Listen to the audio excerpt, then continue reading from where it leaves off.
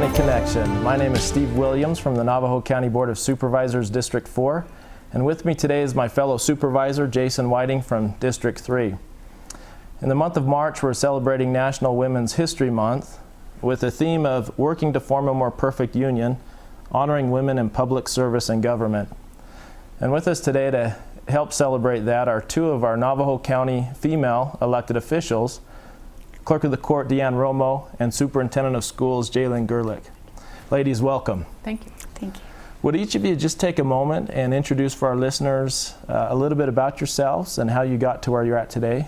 Clerk of the Court Romo, maybe we could start with you. My name is Deanne Romo.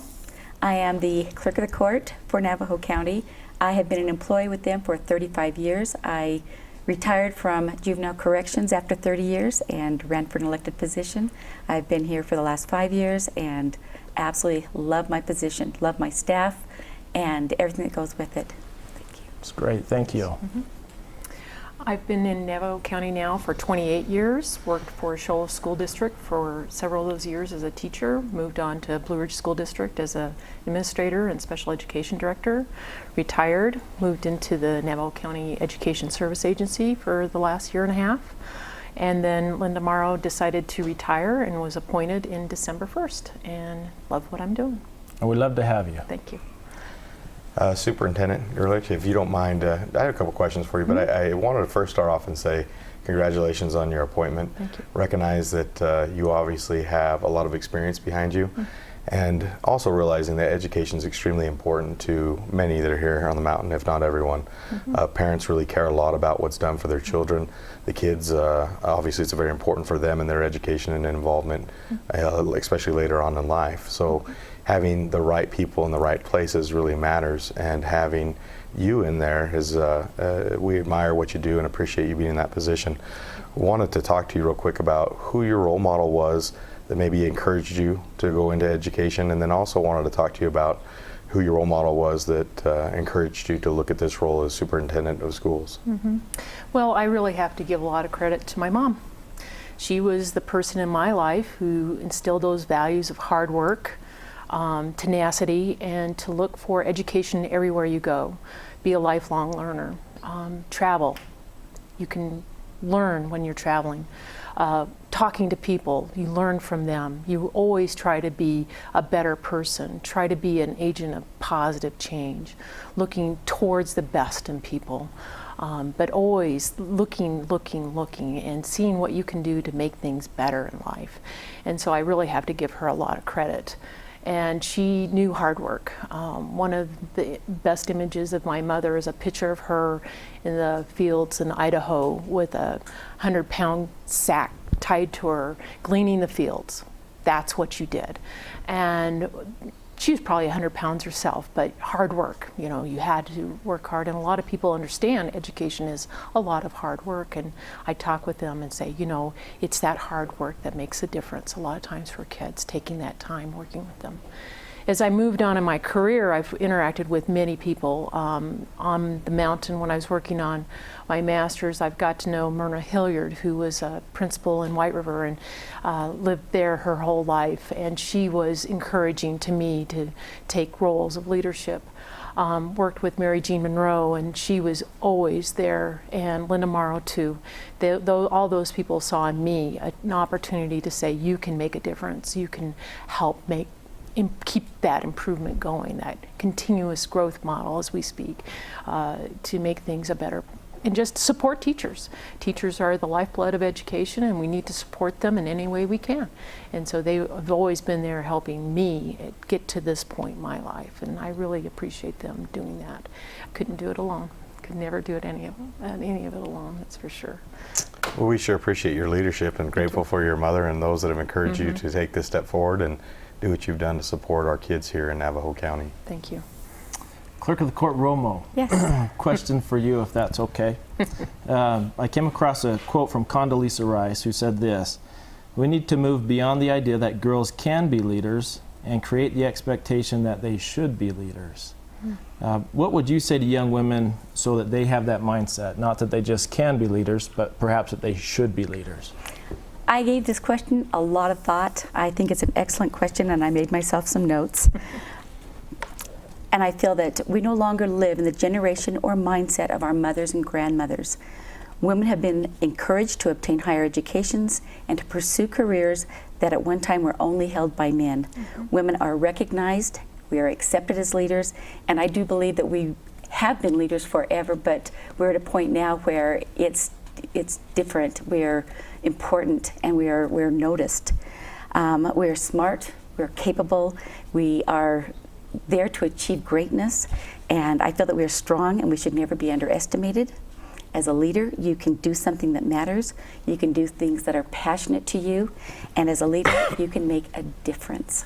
And to me, that is one of the most important things. That's what I've instilled in my daughters, my granddaughters, and I feel like that's something that was instilled in me many years ago from my mother also, a great role model for me. So. You've had role models along the way as well. Very much so. My mother, very, very much so. Strong, strong woman. Would you take just a moment and explain to our listeners what your responsibilities are as the clerk of the court, and also maybe some of the goals and expectations your office has for the upcoming year? Yes, we open all the cases for attorneys and people who are pro bono, whatever. We do all that. We handle all the paperwork that comes from all of the superior courts. We do all of the child support hearings and also their paperwork. My office that dockets and scans all of the paperwork. I am also responsible for the women You're okay. The clerks who go into the courtrooms who create all of the minute entries for the judges. They're responsible for getting them out to all the parties who are involved. We do marriage licenses. We unfortunately do divorces. We do passports. Those are a couple of the things that are more enjoyable. Most of the things that come through my office are very touchy subjects, so my staff is very trained in customer service, and we're in a position now where we are trying to go as digital as we possibly can. It's very exciting. We are working with Supreme Court and AOC to create the paperwork that will be online for people to do their jobs easier and more efficiently. And that's kind of where we're going. We have been going for the last year and looking forward to going further into the digital world, which will make it more efficient for everybody. So any filings or paperwork that go through the court system, your office handles? Yes. And then you're working with moving to electronic and digitizing all of those things for convenience for our citizens. Yes, and it's wonderful. It has been very time consuming, but it's something that we have looked into the future for, and we're almost there. It's very exciting for all of us. That's great. Yes. Thank you for all of your efforts and your team's effort as well. Thank you very much. Obviously, we can see the importance of having a strong leader there that takes the lead and looks to try and bring better services to the residents of Navajo County. So thank you for what you're doing in your leadership in that position. Thank you. Real quick, Superintendent Gerlich, if you don't mind explaining your role and your capacity as superintendent, what does that entail? And maybe even talk a little bit about some of the goals and objectives you're looking to do for this coming year, so the residents of Navajo County can kind of catch your vision as to what you're looking to accomplish while you're there. You bet. One of the main purposes of our office, and there's over 150 statutes that govern our office, is the fiscal piece. We issue payroll. My name's on those paychecks. Issue warrants. It's that fiscal responsibility. I cannot tell you the exact number, but it is over the millions of dollars that is processed in that office every year. And making sure that the grants are filed properly and the money flow, the funding piece for our 11 districts. Also, we have an accommodation school district, and under that we have an at-risk high school that I'm the superintendent of. We also supervise and run the Hope School for our juvenile detention students, and those numbers fluctuate all over, and right now we have a terrific team of folks working with the jail folks and trying to get that transition to go back into schools be successful. And so we're working really hard to keep our students connected to the community. That's an important piece. Looking at supporting teachers through our Education Service Agency. We were just awarded a $280,000 Math and Science Partnership Grant to get professional development to teachers, and that also encompasses Apache County, because we understand Apache County teachers and our teachers work together a lot. Also understanding what Apache County needs, we work with them. We work in partnerships. We are in partnerships with Northland Pioneer College continuously, just trying to do that support piece. So one of our big goals is to continue the support of educators and districts within. We have upcoming governing board elections. Each district has at least 3 seats coming open. So helping educate the community on what it takes to be a good school board member, and working with those boards to have people come into those pieces understanding what their roles are. And so we're going to do outreach and do some education on that piece. Just a lot of getting here's how you do this and here's how you do that, and understanding the ropes of education and trying to smooth the road. We have recruitment problems in our county getting qualified educators to come. We have lots of positions open, and trying to get people attracted to our communities. We love our communities. We know what's wonderful about them. How do we get others to enjoy it just as much and get the quality? Because again, it comes down to those quality educators in those classrooms every day working. We want the best we can, and once we get them there, what can we do to help them? And that's one of the big goals and visions of our offices at this point. And we try to do that seamlessly. So I have to have a good background in school finance. And you can look up that book. It's called the USFR rules. It has an interesting acronym of "You Suffer." So, so just understand it's very daunting regulations, and we want to make sure that. And I have had that administrative background to understand those regulations. We're going to have some changes, and to help districts move through those changes of how the funding comes. There's a lot on the landscape right now. So helping administrative teams, help districts, help governing board members understand the funding is huge, because we know it all comes down to that.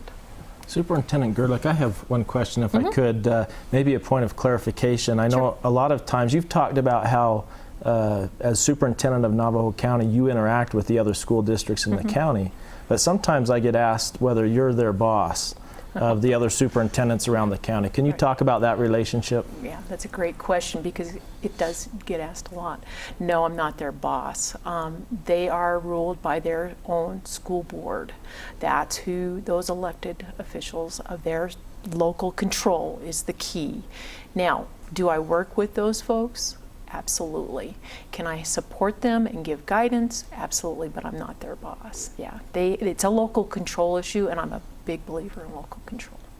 Thank you. You're welcome. Well, and I would certainly say appreciate. I've seen you as we've worked with superintendents. We know that they're running pretty lean and mean right now. Not a lot of funding, but the accomplishments still are pretty outstanding. Oh gosh, a lot of our school districts are seeing, and to know that the county and through your leadership is partnering with them to make sure that we can continue to provide the necessary tools and assets for our children is encouraging, and we appreciate your leadership on that. So thank you very much. Thank you. Stay with us for the next segment, and we'll have a chance to visit with Navajo County Recorder Laura Sanchez.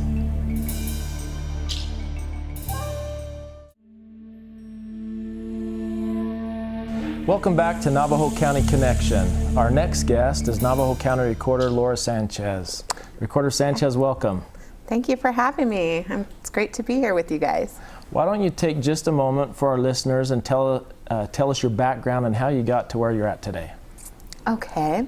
Well, my background is I mostly did payroll and accounting, and by coincidental luck, I actually came across this job at the recorder's office about 9 years ago, and I just started off as a basic data entry person and voter registration, and I realized that I had a passion and a love for this. I didn't know the whole story of voting, you know.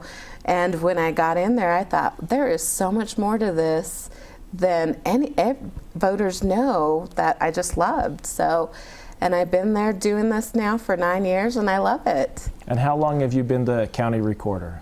I just was recently appointed in July. Lori Justman, our previous recorder, retired, so she's off enjoying retirement somewhere. And then the Board of Supervisors appointed me. I was her chief deputy, though, for 4 years prior to this, and then just made my way up in her staff. That's great. Well, congratulations on your appointment. Well, thank you. There may be some of our citizens that don't know what the Navajo County Recorder does, so would you take just a moment and explain what your responsibilities are and what your vision for your office is? Yes. The Recorder's Office actually does records management. They have the voter registration department, and they have the elections department now. In records management, everything that is, it's the history of the land or your home, the purchasing process. That is all recorded in our office. We also do surveys, plat maps when subdivisions are created. Those you can come to our office and see the maps of them. Also, in the record management area, we do leases. Those are recorded, and anything anybody would like to have recorded in our office just to make public record can be recorded there. So a lot of people do history searches of their land, of the mineral rights and all that stuff. People like to come and look up their family tree in our office. We have history in our vault from when Navajo County became a county, because we were Apache before, so there's stuff in there from 1891. It's just interesting to see how the paperwork was done back then compared to the technology that we have now. So it's just interesting to go in there and see that. The voter registration department, they maintain the voter registration records. So we maintain the list of all the registered voters. We handle all the early voting. So permanent early voters get their ballots from our office. We mail those out, and we do the voter registration drives. We're out doing satellite offices. And then the elections department just recently came under the recorder about 2 years ago. So now we have the elections department that maintains all of the election day voting. They contract out with all the special districts. So cities, fire districts, all of them use their resources to conduct their elections. That's great. Thank you. Mm-hmm. Appreciate that. Hey, we're very fortunate having a dynamic female leader like yourself in your position that's well versed and really cares about the community. As you know, our community cares a lot about the elections. They care a lot about patriotism and those types of things in our area for sure. I've got 2 young daughters. If my daughters are sitting here today, what would you tell them about what motivates and drives you?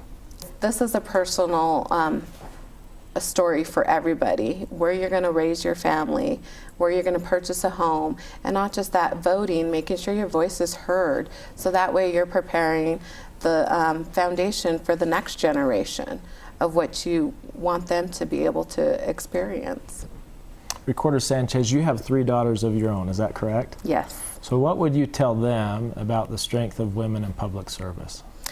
What I would tell them is, and I hope I demonstrate it to them too, is the commitment and the dedication and the accountability, and to be strong in your decisions that you make. I mean, we have so many resources available to us, to use them, to, go through school, go through training, and then come back and see what you can do, putting it all together, and make sure that you're just showing strong decisions on what is better for yourself and for everybody in general. I mean, you definitely have to make a commitment of that, because as a woman you do have your family life also, so you have to make sure you have to do your checks and balances also to make sure you're still giving the time you need to your family and the time that's dedicated to a working position also.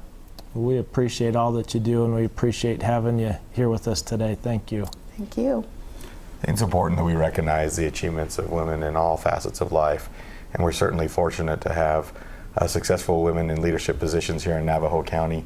Two that weren't able to join us here today was Supervisor Whitesinger, who was the last year's chairwoman, as well as the county assessor, Tammy Darris.